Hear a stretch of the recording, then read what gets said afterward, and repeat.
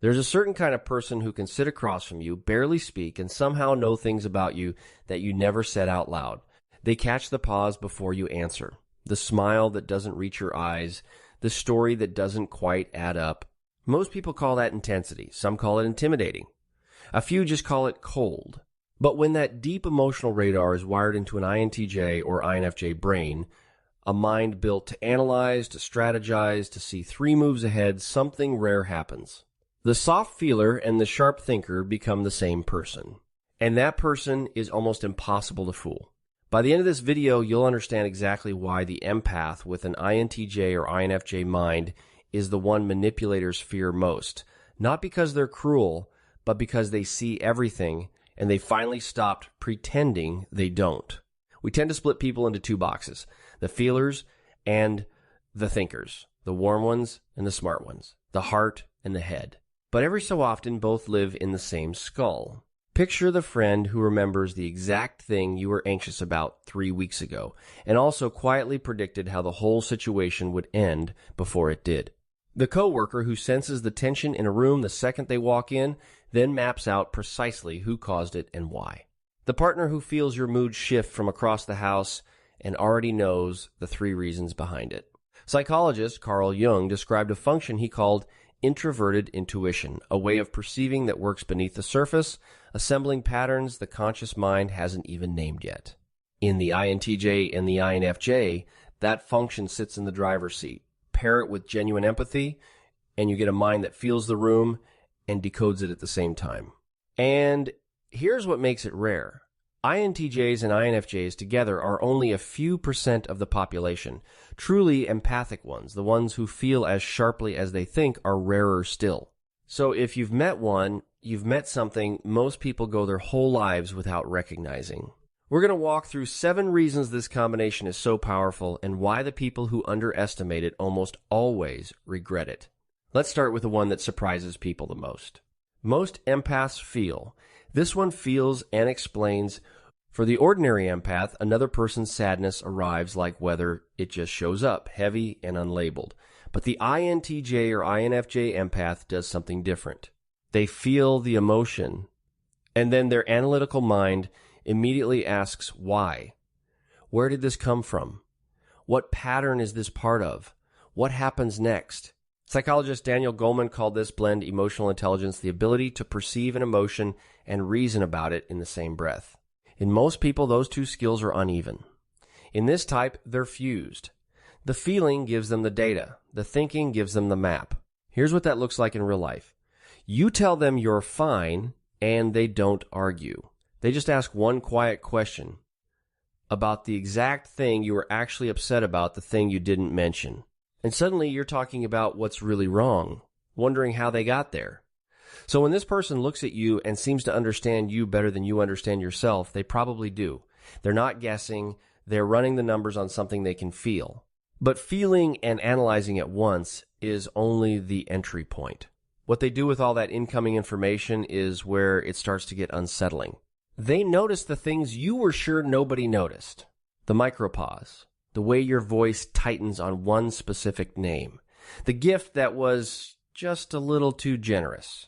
Researcher Paul Ekman spent decades documenting microexpressions, flashes of true emotion that cross the face in a fraction of a second before we can hide them. Most people miss them completely. The intuitive empath catches them without trying. Then their intuition stitches those fragments into a conclusion. This is the how did you know that reaction people have around them constantly. The truth is you told them, not with words, with 100 tiny signals you didn't know you were broadcasting. Now here's where it gets more complicated, because all that perception comes with something most people never expect from an empath. Here's the part people get wrong. Empathy is not weakness, and it is definitely not obligation. The average empath feels your pain and immediately wants to fix it, soothe it, absorb it, often at their own expense. The INTJ or INFJ empath feels it just as strongly, but their thinking mind stays online. They can understand exactly why you did what you did, feel genuine compassion for it, and still decide the answer is no. This is what psychologists call boundaried empathy compassion that isn't hijacked by guilt. Carl Jung wrote about integrating the shadow, the parts of ourselves we'd rather not admit. This type has looked directly at their own capacity for coldness and made peace with it. This is why they can be the most supportive person in your life and the hardest to take advantage of. The warmth is real, but it never switches off the part of them that's still watching, whether you're being honest. Compassion and clarity run at the same time, and neither one cancels the other. They will cry with you, and they will still hold the line. Both are real. And that combination, deep feeling with a firm spine, is exactly what the people around them tend to misread. Badly, they're calm, they're soft-spoken, they listen more than they talk. So people assume they're a pushover. Manipulators especially. The charming ones, the boundary testers, the people who lead with flattery and follow with an ask, they zero in on the quiet empath, expecting an easy mark. What they don't realize is they've walked into the one room where every move they make is being logged, because this person doesn't confront in the moment. They observe. They let the pattern complete. Attachment researchers have shown that people who grew up reading unpredictable environments become expert pattern detectors. They clock inconsistency long before they react to it. So the manipulator thinks the silence is submission. It isn't. It's data collection. By the time this empath goes quiet on you, they've already seen the whole picture, and they've already decided. If you're the kind of person who thinks about people this deeply, not just what they do, but the wiring underneath it, and you're still here, that tells me something about you. It would mean a lot if you hit subscribe. We put out videos like this every week. Real psychology explained in a way that actually makes sense. Now, the next three are the ones that go deeper than personality. They go to the cost, the origin, and the strength. Almost nobody sees. Here's the part no one talks about. A mind that feels everything and analyzes everything never gets to switch off. While you're relieved to have been understood, they're still holding what they absorbed from you, plus everyone else they read that day. And because they're private by nature, they take it somewhere quiet and process it by themselves. Elaine Aron's research on the highly sensitive person found that deeply perceptive people take in more raw information and need far more time alone to recover from it.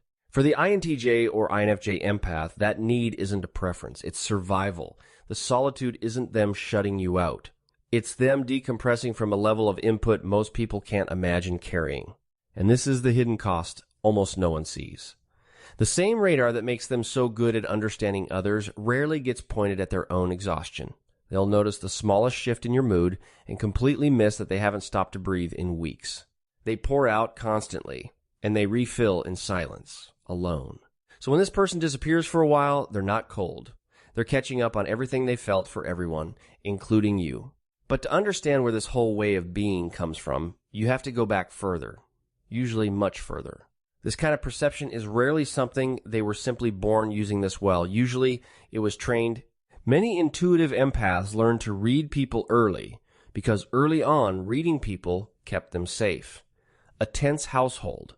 A parent whose mood set the temperature of the whole home.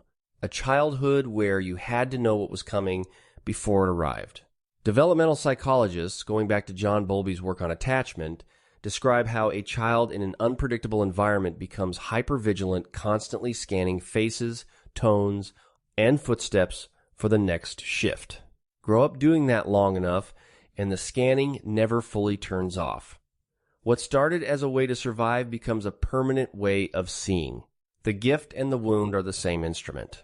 That's why their perception feels almost involuntary. Because for a long time, it wasn't optional. Which brings us to the last one, and it's the reason the word dangerous fits at all. For years, this type doubts themselves. They feel the lie, but they talk themselves out of it. They sense the bad intention, then call themselves paranoid for it. They apologize for being too much, too intense, too observant. And then something changes. Usually after enough proof, they finally decide to trust the radar. Because an empath who trusts their own perception, backed by a mind that can strategize and hold a boundary, cannot be flattered off course, guilted into compliance, or gaslit out of what they clearly saw. Carl Jung called this individuation becoming the whole, integrated version of yourself. Here, it means the feeler and the thinker finally stop fighting and start working together. And notice what they do with all that power. They don't use it to control people. They don't use it to win arguments or keep score. They use it to see clearly, to protect what matters and to walk away from what doesn't. The precision that could have made them manipulative is exactly what makes them safe. That's the dangerous empath. Not dangerous because they'll hurt you. Dangerous because they can't be fooled and they'll protect the people they love without ever raising their voice. So the next time you meet someone quiet who seems to see straight through, you don't mistake the stillness for emptiness. You might be looking at a person who feels every current in the room and maps it at the same time. Someone who spent years being told they were too sensitive and turned that sensitivity into precision. Someone whose kindness is a choice, not a weakness, which is exactly what makes it powerful. They're not cold, they're not naive, they're the rare person who finally stopped doubting what they can plainly see. And once someone like that decides to trust themselves, no manipulation survives contact with them. If you want to go deeper on the mind behind this, I put together a video on how the INTJ and INFJ actually think, and I think it'll hit just as hard. It's right here when you're ready.